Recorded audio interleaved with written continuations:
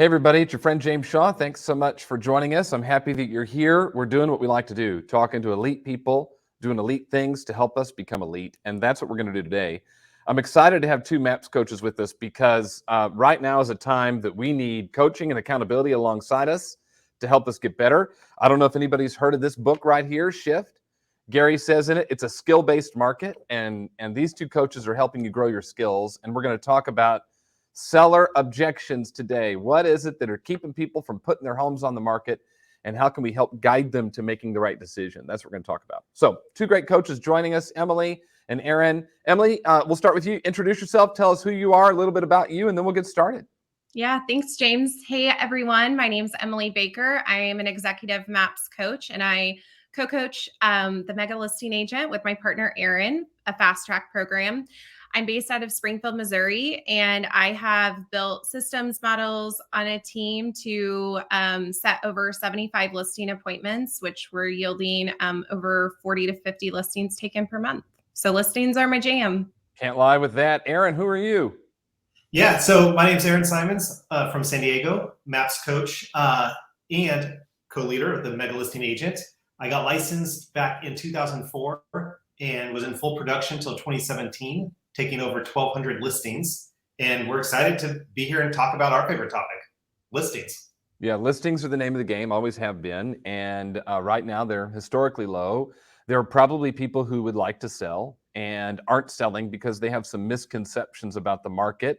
And then we as agents just have to help them understand what's going on. So I'm curious, what are some of the major objections that you're seeing people face? And then we're going to talk about how to overcome them. So what are some of the objections? Interest rates is a really big objection right now, right? Especially with sellers. I'm sitting on, a 3 to 4% interest rate. Why would I go, buy and have a higher rate? Yeah, no doubt. My rate is 2.5%. Now I got to sell because my wife just got a new job across town, but now I got to pay 7%. Why would I do that? So can you give us a pro tip on how to overcome? By the way, that's a fair question for a seller to ask. Mm-hmm. But can we talk about how we overcome that? Absolutely. So I always go back to the market trends. I think expectations eliminate objections. And so when someone understands the market, then they can make educated decisions, right? So understanding the macro market. So in a listing appointment, it's really important to give sellers perspective of what's happening. And so, Gary shows us the slides from NAR, which is the average year over year number of home sales, the average year over year average prices, and the month over month inventory numbers. And so I think it's first giving sellers perspective on typically history repeats itself. So where are we heading? And then what's going on in your local market? And so just being the economist of choice and going over the numbers and getting financially clear with them on if interest rates, which the feds have said, interest rates are going to raise again this year. So with that being said, if they lose more money on the purchase price, like what's the best decision? It goes back to their motivation and what it is that is important to them versus the nitty gritty on the finances. Yeah, I think, and Aaron, I'm going to come to you because I think the Gary says in Shift that there's two things we've got to do when we meet with a potential seller. One is we've got to have the research and data about what's going on in the market, and we really have to understand that and really kind of go, like you just said, kind of deep in our local market on it. And he says there is a gap. There's a gap of agents not necessarily doing that at the level they could. That's step one, though, is to understand the market. Mm-hmm. Step two is you also have to be great at persuading people to understand what's happening and focus on their motivation. So, Aaron, what would you add about that piece, about the art of persuasion? Yeah, and to that point, we're there to help people make decisions. We're not there just to deliver information, right? And that's where I see a lot of agents falling short is they'll show up on an appointment, they'll deliver great information, and then they leave. Yet they forget we're there to help someone make a decision. So when we go back to that, I'm sitting on 2.5% or I'm sitting on 3%, my question back to them is, why would you move, right? Why would you move? Why would you give up that interest rate? Great that your job is across town. Why would you give it up? And so going into their motivation, what does it look like if you stay? So if you stay, because our job is to give them the options. So let's talk about your option of staying. And what does that look like? Okay, now if you were to move, what would that look like? Who's going to be impacted by it, right? What does that look like? And so now you have two options. We've gone deep into what it looks like if you stay, right? And how you're impacted. We look at if you were to move and what that looks like and how you're going to be impacted. My job now is to just help you pick which one you want to live. You know, it's not about the interest rate. It's about what does that do for them, right? The people in their family, you know, their level of happiness. I'm just there to help them make a decision by figuring out what it's going to look like in each option. Okay, that was genius. Both of you are absolute genius people. I hope that everybody watching this signs up and takes your course, which we'll talk about at the end. But you're absolute geniuses. We're just getting started. We're just getting started. I know. We're 5 minutes in and we're mind blown already. What I heard from you, Aaron, you're just asking questions. Is this a gap, Aaron and Emily, that agents maybe talk too much and don't ask enough questions? Absolutely. So how do we get better at asking questions? Well, number one, you've got to practice, right? It's a skill set market, like you mentioned in the beginning. We are no longer in a speed market, we're in a skill market. So it goes back to role playing, it goes back to slowing down. When you internalize the consultation in a question format, you're not thinking about what the next thing is that you have to say, right? You are truly coming from curiosity. And like what Aaron said, you're helping guide them to make the decision. But it goes back to practice. Yeah, no doubt. Gary, go ahead, Aaron. Yeah. Yeah, and the other thing it goes back to is what we have to remember is that the questions or the challenges don't change. And I know we've all heard this, right? It's the same objections, right? Interest rates is obviously a newer one. But remember, this has been here now for a year and a half. Yeah. You know, the fact that we're talking about it now isn't a surprise. Yeah. And so I saw on the news yesterday, interest rates over 7% for the first time since December of 2022. That is not that long ago. I mean, come on. Well, the article I saw is they hit 7.22, but last week it was 7.09. Yeah. Right? Who cares? Yeah, it wasn't news. Right. Right. So asking questions is important, and remembering that we're teachers. Gary said this at Mega Camp, right? We're teachers, not salespeople, and teachers teach by asking questions. Now, that while a lot of agents are worried about this objection, it's not the only one we're getting right now. Another one we get right now could be, look, I want to sell. Maybe you got a boomer that's got 60% equity in their house. They don't care. They're going to sell it and unload it, take cash and buy the next one. They're not worried about interest rate. They're not worried about any of that stuff, but they just go, where am I going to go? Is that an objection you're hearing right now? And how would we work through that one? Yeah, I'll take this one because you're speaking my language, you know, because one thing we have to remember about listings right now is Gary actually put up a great chart at Mega Camp, which showed us where equity is, right? And 39% of people own their house outright. And then I think it was 31% of people have more than 50% equity. Now, what we have to remember about that group is that it's primarily made up of boomers and seniors. And when you look at, now this is my own informal survey of all of my clients, right? However, when you look at where listings are coming from right now, 75% of listings are made up of either a boomer downsizing, a senior transitioning, or a family inheriting property. And so you asked very specifically about that boomer who's got equity, but is looking out there and they're not sure where to go. Well, this goes back to our job as agents in helping them make decisions and reviewing their options. Because, you know, Gary, he always used to talk about the fact that it doesn't matter that all the information we have access to is out there online. Our job is to help decipher it for the clients, right? Because that boomer, they can go online, they can see inventory, they can see stuff coming on the market, right? But it's our job to sit down and actually go through their options. So I think in this scenario, and then Emily, I'm curious your take on it, with boomers, sometimes you have to go backward and sometimes you have to show them their options first, right? Because they've oftentimes been in a house for 20, 25 years. They've raised their kids. There's a lot of emotion, right? They're oftentimes stuck in a certain lifestyle.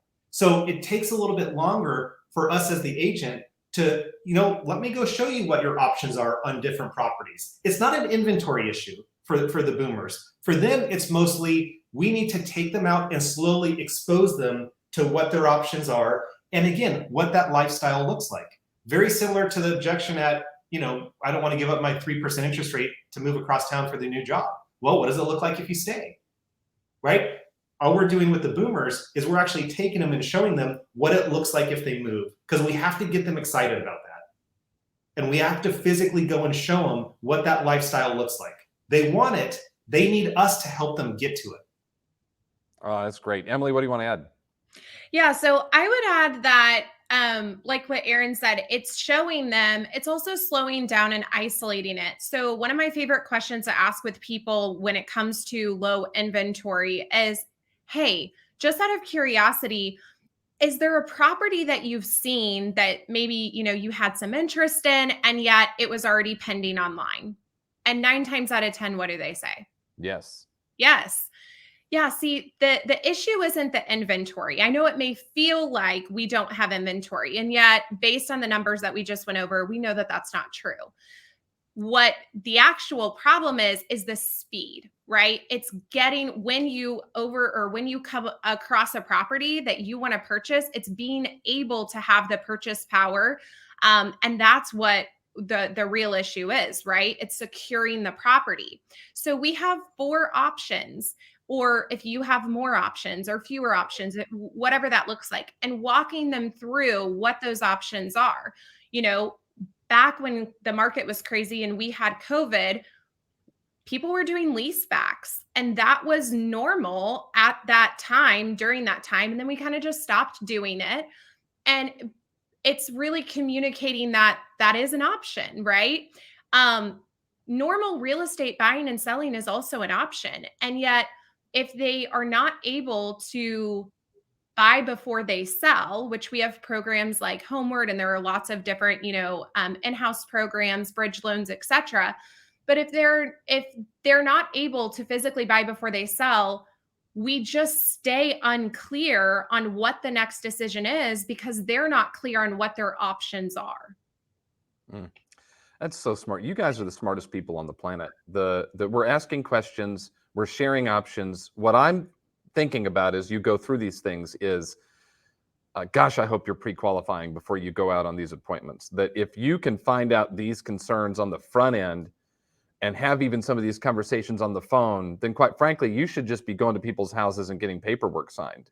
Would you agree with that? How important is the pre-listing as part of this process right now? It's 1,000. Yeah, a successful listing presentation is a function of a strong pre-qualification. Mm-hmm. And if I could go back to the point that Emily just made, though, real quick, James, in terms of what she said, it's not an inventory issue, it's a speed issue, because this actually, works with buyers as well. And one trick that you can use to really show them that it's not an inventory issue is, even though there might be only 1 or 2 or 3 options right now active on the market, if you show them for the last 12 months what's come and gone, there might have been 36 homes that fit their criteria that came on the market and sold in the last 12 months. That's a lot of houses, right? And I'd be surprised, Mr. and Mrs. Seller, if one of those wouldn't have been the right fit for you. So just a quick trick, you can show them what's come and gone, and that helps with the "there's nothing out there for me" objection. It's really smart. Really smart. Emily, what about the pre-listing? What do you think about that conversation and how important it is? Yeah, the pre-qualification is so important. We go through, most of you will know LP Mama from Bold. We added the T in there because timeline reveals the objection, right? So location, their motivation, understanding, and really isolating to what it is that you're walking into. That is so important for agents, because as agents, we need to make sure that we know how to overcome any obstacle walking into that appointment, so that you're practicing, you're doing your due diligence in the pre-list and in the preparation of the appointment. It goes back to the old saying, right? If you don't plan, then you plan to fail, right? Yeah. It is all about the preparation, and you really need to understand who this person is and what their goal of what they're looking to accomplish in order to help them make a clear decision. Yeah, no doubt. I think go ahead, Aaron. Yeah.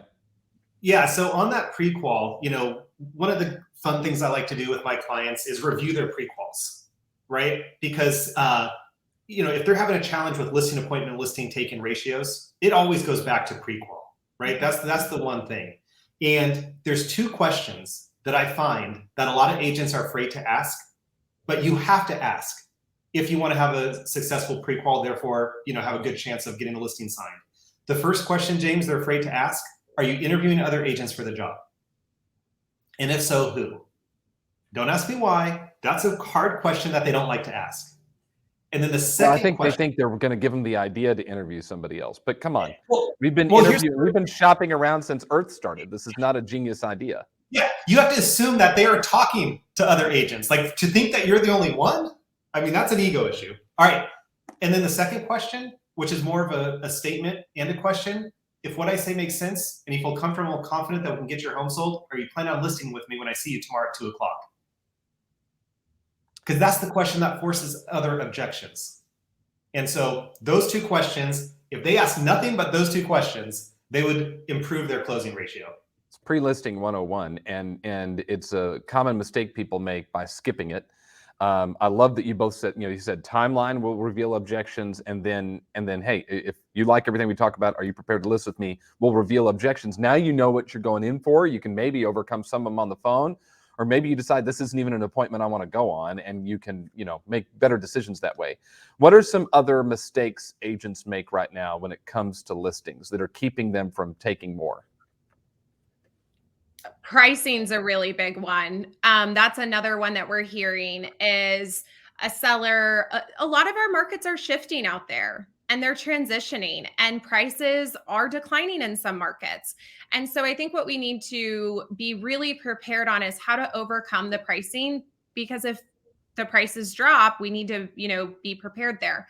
So on the pricing objection, there are typically three things that happen when you overprice a house.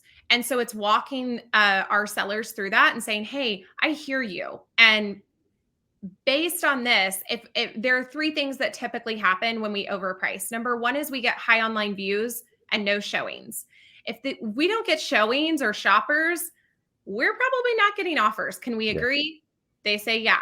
The second thing is we get a lot of showings and then we don't get any offers. And that's really frustrating because, it's remembering to put your coffee cup in the dishwasher. It's making sure that the beds are made. When your hard work equates no result, that's not a win-win, right?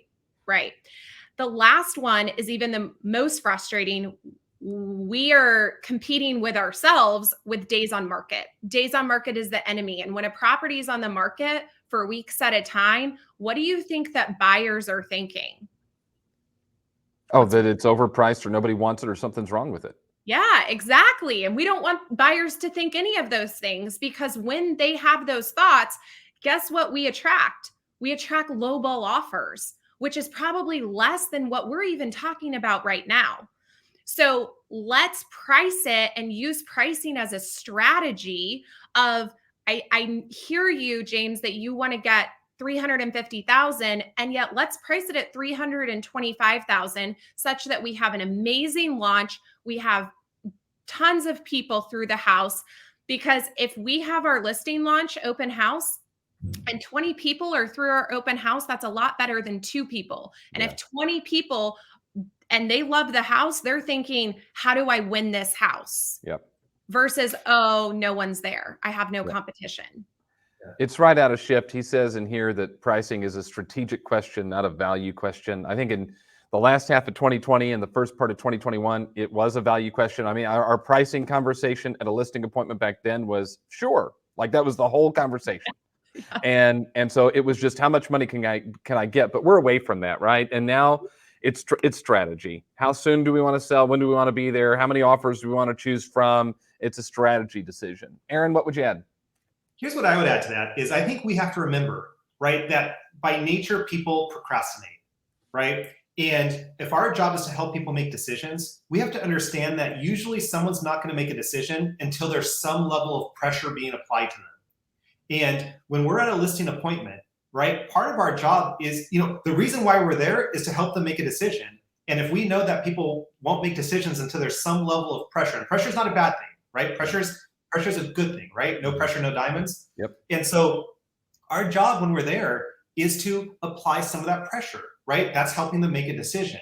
And sometimes that can be a little bit uncomfortable, right? But people make decisions in that uncomfortable space, right? That's, why that whole, cliche, the first one to speak loses. Yeah. Well, yeah, because when you speak, you're releasing the pressure. When there's silence, they make decisions. So we have to remember, and we have to make a commitment when we're there with them across from the table. What's happening is agents are showing up, delivering information, and then leaving, right? And they're robbing that client of what they want us to help them do, which is make a decision. And, we slowly apply that pressure through assumptive closes, right? That's what it looks like. And so that's a skill, and that's a skill that we as agents have to master, is being able to slowly apply that pressure so they can make the decision that they want to make that's best for them. Yeah. You can't rob them of that. It's really good. Your mega listing agent course coaching program, your fast track program, is going to be off the charts amazing. It sounds like, just based on what we talked about today. Will you tell people about it, how they can enroll, how it works, some of the stuff that they'll learn, and so that they might make that decision to hang out with you guys a little bit more?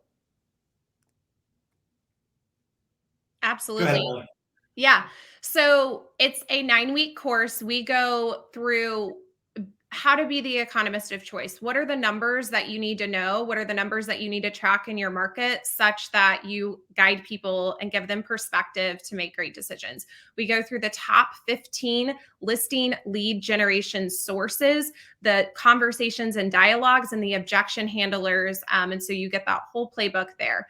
We go through our pre-list process, our pre-qualification process, the listing consultation based on asking powerful questions.